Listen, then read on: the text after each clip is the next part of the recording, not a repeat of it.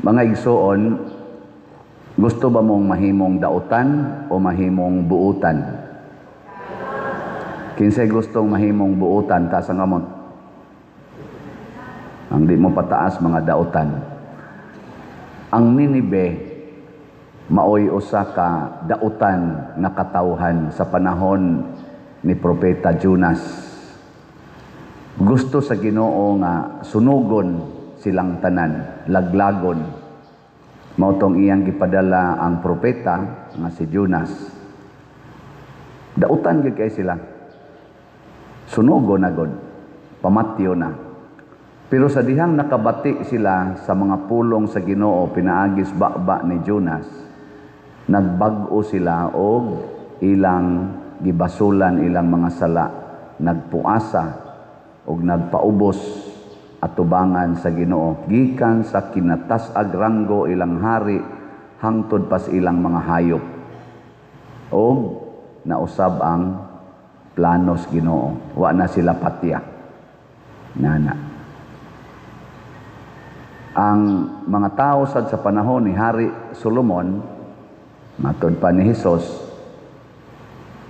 hashtag itong Raynas Habagatan, na attracted kaayo sa mga pulong ni Solomon, kay gitagaan man siya kaalam nga Diyos nun.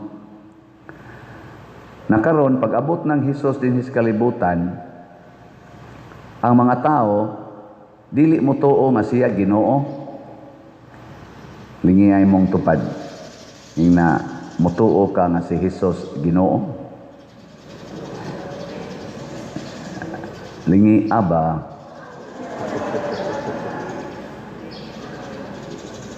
Hangtod karon ang mga Hudiyo, daghan kay nila karon, gani ang ilag yung pinaka-main yun nga Judaism nga relihiyon, dili pa gyud mudawat nga si Hesus Ginoo. Ug daghan sarong mga tao nga dili gyud mudawat nga si Hesus Ginoo, bisan pa gani sa mga sikta nga nagtuo Ginoo, di gyud sila mudawat nga si Hesus Ginoo. Mao na ang ilang unang buhaton aron kunuhay mutuo sila, muhangyo sila nga paghimog milagro. Paghimog milagro aron mutuo mi. Di ba, daghan nato karon basta naa gani nagmilagro nga mga santos, nagmilagro kay nihilak or mitubo or mikatawa or doon na dito'y naayo, doon na dito'y nakapasar sa board exam, nadawat sa trabaho. Di ba adto dayon ta magpunsisok? Mao na sila yung mga gipasabot nga wa mo tuo ni Hesus nga Ginoo. Manginahanglan yog milagro og gitawag na ni Hesus atong ebanghelyo kana mga taong magsigig pangitag milagro, una pag yun mukugi og adto, gitawag na sila og mga daotang katawhan. Na ngilingi ana sa imong tupad, ing nagimilagruhan na kadinhi, ing nagimilagruhan kadinhi. Unsa may hinungdan nga ni amoron din hebe? Basig nangayo mog milagro. Ginoo, milagruhin ning akong tuhod nga maayo unta ni kay sakit kaayo. Ginoo, milagruhi Santiago, milagruhi in taon ning akong pamilya kay gubot kaayo. Ikaw man ginaghatag og kalinaw kay mutabang man kag naay mga gubat og kagubot didto sa Espanya. Ang ako in taong pamilya, Senior Santiago, tagahi in taong kalinaw. Milagruhi in taon ning kabuot sa akong igsuon nga magsig pangilog sa among yuta, nag-away naman may aning among mga yuta hinuon. Ana ba? Milagruhi in taon ning batasan sa among pari. Hindi na lang kumusumpay. Milagruhi in taon ning among mga congressmen, among mga senador, ug ang among presidente, ug ang ICC, ug ang mga politicians aron mga usab ilang batasan di na mangawat ani among mga kwarta. Milagruhi in taon Ginoo, mutuo magilming naa jud kay milagro. Ana, mahimutang dautan sa matas Ginoo. Milagruhi ning akong naong Ginoo nga dili nunta nimo padayon og puti ang akong buhok. Kaya di ka magmilagro, ako gining pakuluran. Ana. Nabuangon mong dago. Daghang kitag pangayoong milagro. Kining akong cancer, Ginoo, stage 4 mo tuo pag yun ko Lord ganaadyo kay milagro, kuha ay tao ni mga cancer cells. I claim nga mawa gining akong cancer. Dautan ka. Ana ha?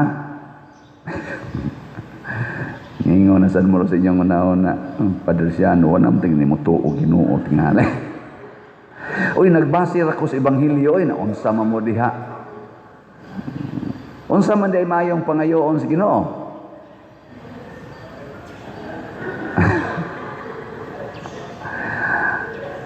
Mao na giklaro na ni Hesus nga ang pulong ni Solomon, ang pulong ni Propeta Jonas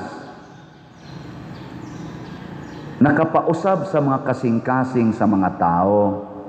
Ug mao nay gustos Ginoo nga mausab ang atong kasing-kasing. Nya kanunay siyang nagingon, hibaloi nga ni ay labaw pa ni Solomon, ni ay labaw pa ni Jonas. O kinsa man na ang pulong nga nagpakatao nga mao siya. So ang iyang mga pulong mao atong sundon, dili ang iyang gahom atong pangayoon. Ang iyang pulong kay ang iyang pulong espiritu og kinabuhi. Espiritu gani pasabot gahom. Kinabuhi gani pasabot dili kamatayon, kaayuhan. So ang pagsunod sa pulong sa Ginoo maoy maghatag nato og kausaban. Karon bitaw dito sa ICC ang claim sa mga prosecutors kinahanglang prisuhon gina kanas president kana si di man sila magtawag og President Duterte bisag butangan pag former ang ilang itawag Mr. Duterte. Kinahanglang prisuhon gina siya kay dako kay na-influensya ang iyang mga daotang pulong labi na ginang moingon siya patya na nahimo na ng daghan kay mga clones nga ang mga clones nga mga Duterte clones nga millions na nato sa Pilipinas nga para nila ang pagpatay mao na gyud solusyon sa problema. Mao nang kinahanglan gina siyang prisuhon ug padugtaon diha sa prisuhan. Mao na ilang claim. Kay ang pulong kuno ni President Duterte gisunod kuno nato mga Pilipinos. Saman? Tinuod na dili. Ambot lang ninyo. Kamoy bahala di ang nisunod kas pulong ni President Duterte. Nya ang iya kunong pulong patya na. Ana. Why due process? Patya na. Haron mahimo ng EJK. Mao kuno nay pulong ni President Duterte. Gi-claim po na sa PICAS, gi-refute sa PICAS sa defense team nga niingon sila never yun nga nisulti si President Duterte nga patya na. Ang iyang gisulti, panalipdi ang inyong kaugalingon, pugsaan ng drugas, unya kun musukol, ayaw paalkansi. Ana, sa ato pa, matod pa sa defense team, nga self-defense ang gi-encourage ni President Duterte. Og sa atong balaod sa Pilipinas og sa international law, dili crime kung makapatay ka out of self-defense. Bisan sa atong bioethics, sa ato bang simbahan, dili crime kung makapatay ka out of self-defense. Ana. O kana mo yung maayong susihon kung ang napatay, nag-i-accuse nga napatay unta ni President Duterte o sa iya kunuhang administrasyon isip mayors Davao hangtod na presidente sa Pilipinas, tinuod ba gyud nga self-defense or tinuod ba nga intentional nga patay ra gyud? Kana mo'y kuanon kay kung imog yung patyon ang usa ka tawo nga way gibuhat nga dautan nimo, unsa man na, murder na or homicide, crime na sa atong balaod. Pero giatake ka ng tawhana na miligro imong kinabuhi sa imong pagpanalipod sa imong kinabuhi, napatay nimo siya, self-defense na, dili na crime. Pero sa atong Katolikong tinuhuan, sa sugo ni Kristo, lahi sad siyang self-defense. Unsa may iyang self-defense? Ibaw mo. Unsa may self-defense ni Kristo? Pagpakamatay para sa imong kaaway. Pagpakamatay, lay down your life for your friend. Ingka, di man nakaaway pa der, friend man na. O nya ningon mas Kristo, love your enemies. Di ba? Unsa man day nang love your enemies, himuang higala ang imong kaaway. Unya kay di man makighigala nimo imong kaaway, nya ikaw makighigala man, di gipatay ka, then lay down your life for your friend. Pangutan ako no imong tupad ingna unsa man nga self-defense imong sundon kanang nias kalibutan o kanang kang Kristo. Ingna unsa man nga self-defense imong gamiton, kang Kristo o sa kalibutan. Kinsay mo ingon, Pader, mo gamit ko sa kang Kristo nga self-defense. Taas ang kamot. Kamu day down sabday nyo gamiton. Mauna ningos Kristo, balaod gid untas Ginoo. Pulong Diyos Ginoo, dili pulong sa tao. Nindot naman na. Sa tinud-anay, nindot na ng atong balaod, oy. Na kung atakihon kas imong kaaway, sama ato mga durugista, inig-ingon ni President Duterte kuno sa una, matod pa sa defense team, inig-ingon ni President Duterte, buhata ang inyong gibuhat. Ako mong duphan, wa mo'y kaso, ako'y magpadugta sa bilangguan. Kung naa man gyud kaso, ari na nako, kay ako'y gasugo ninyo. Pero inyo ganing supakon akong tukuan, maghimo gani mong krimen, doon na gyud mo'y impierno nga masinati.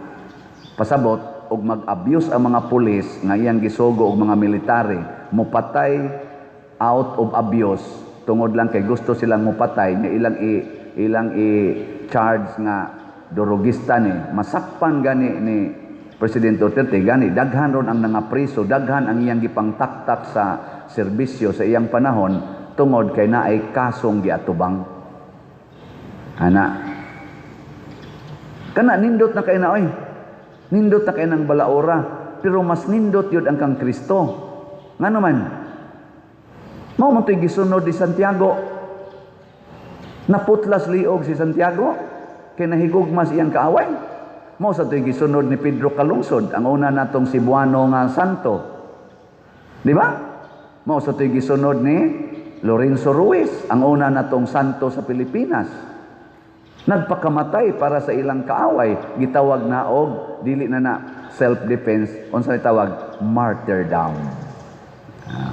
Mao sa nagigamit ni Kristo. Nya, hay may inyong ganahan, martyrdom or self-defense na legal. Kung kamong mga asawa mo gamit mo martyrdom porting lipaya sa inyong mga bana.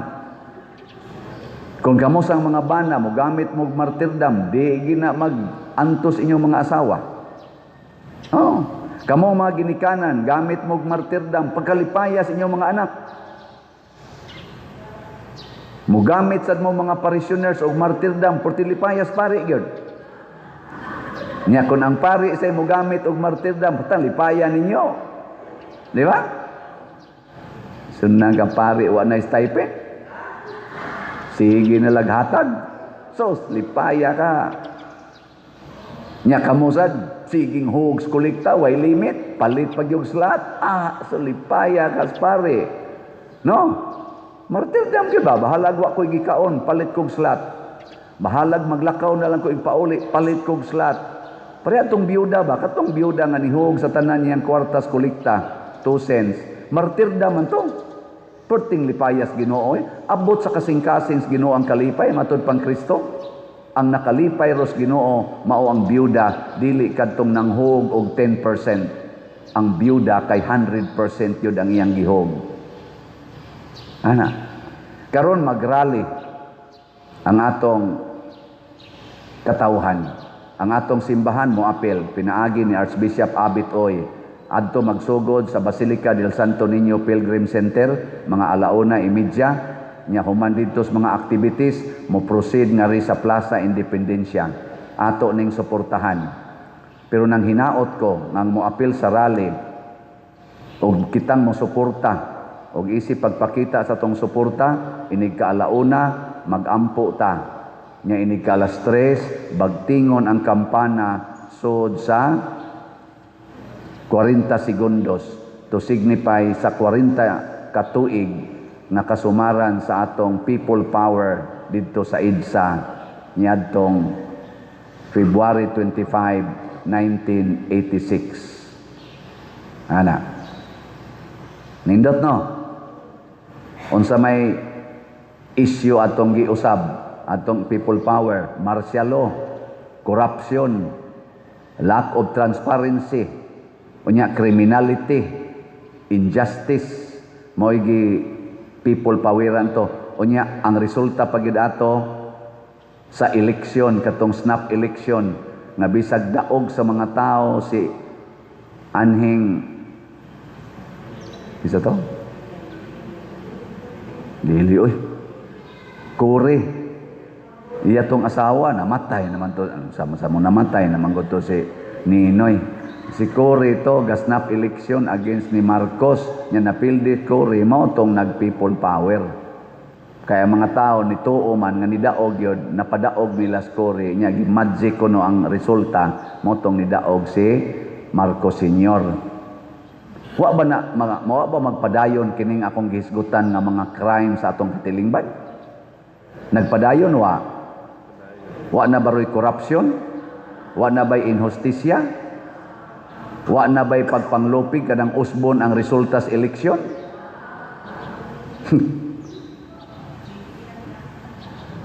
Unya, magrali-rali ta. Unsaon pagkausab ana? Na 40 ka tuig na wa man mausab. Gani ni grabe matud pa ni Sir Ted Filon og sa kanang mga vloggers nga akong gipaminaw. Ang sauna maghisgot og korupsyon na aras millions, labing dako billions, murag tag maigking kun mohisgot ng billions. Pero karon trillions na. Trillions. Katong gisulti ni Saldico nga mga malitang kwarta nya gideliver ngadto padong sa Speaker Romualdez o ngadto padong sa Malacañang, napahilom nila si Saldico. Nakadungog pa ba dayon morong Saldico? Wa na no. Wa na sa hisgot eh. Ni sulti sad si Master Sergeant Gutisa. Nahilom sad. Nahilom. Pero thanks be to God, the other day, na ay nitungha nga 18 retired Marines soldiers nga kauban ni Sergeant Gutisa og nitistigo sila, napagid sila yung mga pictures, ilas ang kaugalingong mga pictures, mga videos og mga documentary og nag-issue sila, nag-files, nag-execute silang mga affidavit silang 18 kabuok og ilang gisulti didto apil mga pictures nya na ay lawyer nga nagpataliwala nila na naroon sa social media nagkatag na nga ang mga malitang kwarta usa sila gihangyo nga mo deliver mo assist sa lain-laing okasyon. Ilang gipang mention ang mga lugar na gideliveran. Una, ang Kongreso, sunod ang Senado, sunod ang Malacañang, sunod ang Comelec, sunod hasta pa tong mga agents kuno sa ICC pag 2023 hinatagan sadto og mga malitang kwarta. Ilan ang himuag affidavit. 18 sila kabuok. Nya naa pag kunoy mga sobra pa sa tingalig 18 nga wa alang usa ipresentar reserve force kuno to. Kay si Sergeant Gutisa napahilom na kuno silang mga kauban ni Sergeant Gutisa di sad sila mohilom kay unsa na lang kuno ikasultis ilang mga anak. Ang ilang gilabanan karon ang kaugmaon sa mga batan-on nga magtan-aw natong naguna nga mga kurakot kaayo mosunod ra sad sila ka kurakot. Kaluoy sa Pilipinas. Unya dili ra di ay flood control ang gikuhaan og malitang kwarta hasta sa di ay ang lain-laing departamento diha sa DepEd, diha sa DPID, sa LTO, uban pa ilang gipang mention, apil pang Bucor nag-deliver sa malitang kwarta. Ug diin sa kunutugikan ka ang gikas Bucor nga tuwa prisuhan man to nganong naka-deliver sa malitang kwarta. Mga igsoon, mao ni ang atong iampo. Magsunod na ang tatas pulong sa Ginoo, kamatuuran, kaputli sa kasing-kasing. Kay kung dili kita mo sunod, magic-magiko ni nato ang atong kinabuhi, portig yung paita. Ato ko nung pamalandungan, padong naman kitag eleksyon 2028, kinsa may atong suportahan, grupo ni Marcos, grupo ni Duterte, o grupo sa Pinklawan, or none of the above. Bahala mo diya. Ay mong tubag-tubag diya. Pamalandong mo, mamalandong ta. Kay musugutag sa dili, mga Filipinos gyud ta. Og subject ta sa atong balaod. Gi-question sa naron sa Senado, pinaagi ni Senador Marcolita. Gi-question ngano man ang atong kay nagtago-tago naman Ros Bato. Unya nanasad si Bungo mura kunog isyuhan sa warrant of arrest sa ICC. Ang question ni Marcolita, Senador Marcolita, ngano man nga mo allow man ta aning foreign court nga maoy mo impose nato sa ilang warrant of arrest na independent man ta, sovereign man ta, wa man sa tay koneksyon na sa ICC, nganong ingon ani naman ta, nga naa man ta tay balaod, naa man ta tay functional nga mga korte, gikan sa Supreme Court hangtod nga ris ubos, naa man unta, nakapapriso mangani tagduha na ka presidente, nakapataktak mga itagdaghan kay mga Supreme Court justices, kay tungod functional kaayo ang atong kaning atong korte dinhi, nganong mo allow man ta sa foreign courts nga mohimo sa ilang investigasyon o pagpanakop dinhi. Mo na roy question nga ilang angay tubagon og tinuod yun. Sunan kay giingon sa prosecutors team against Duterte nga niingon kuno si Crispin Remulla kana rong atong ombudsman nagikas DOJ, wala nay paglaom nga adto pa na litison si President Duterte sa Pilipinas, kay sikat kay na siya dito, influential kay na siya, dili mudot ang atong balaod, gipakauwawan ni Remulla, ni Ombudsman Remulla, ang atong mga Supreme Court justices, gipakauwawan niya ang atong mga kaning mga regional justices, hastang atong mga justices nga ris ubos, ang atong mga lawyers na nagtrabaho rog maayos atong nasod, gipakauwawan sa atong ombudsman tungod sa iyang statement nga maoy gikutlo didto sa prosecutors team pag-abot sa ICC nga hopeless kuno nga anhi dinhi kanang hiringon, anhi dinhi litisyon si President Duterte. Hopeless, sa ato pa iya nang discriminate ang atong mga korte, ang atong mga lawyers nga naglihok karon, naglihok sa atong nasod, hastang atong justice system. Ingon anak na lang kita ka, wa nay gugma sa atong nasod. Kay wa na ta magsunod sa pulong sa Ginoo. Ang ato ra bagyong kanunay sultihon diha sa atong konstitusyon, unsa man, we the sovereign Filipino people imploring the aid of divine providence. Nakasintro kita sa Ginoo, anha sila diha sa korte, magkupot gina sila anang Bible, so help me God. Kana na lang unta, mubalik unta mo diha kamong mga nagda sa atong nasod, gikan sa kinatas ag ranggo hangtod sa kinaubsan, Mao ba nay gisultis Ginoo nga ngatong hustisya dinhi bawgon lag malitang kwarta? Mao ba nay gisultis Ginoo nga ngatong hustisya dinhi usbo nato tungod lang anang kwarta? Ang gisultis Ginoo, the love of money is the root of all evils. Mo nang naingos Kristo, dautan kining maong katawhan kay ang kwarta mo magic na. Ang napildi sa eleksyon gipalingkod sa kumilik, ang nidaog sa eleksyon nitong niaging eleksyon gitaktak sa kumilik, gimagic sa kumilik tungod di ay tingali. Ingnon talang tingali og tinuod tong gisulti aning 18 Marines kay gideliveran man di ay tingali og tinuod na niining malita nga dunay sod nga magic. Sige, manindog na ta mga magikero.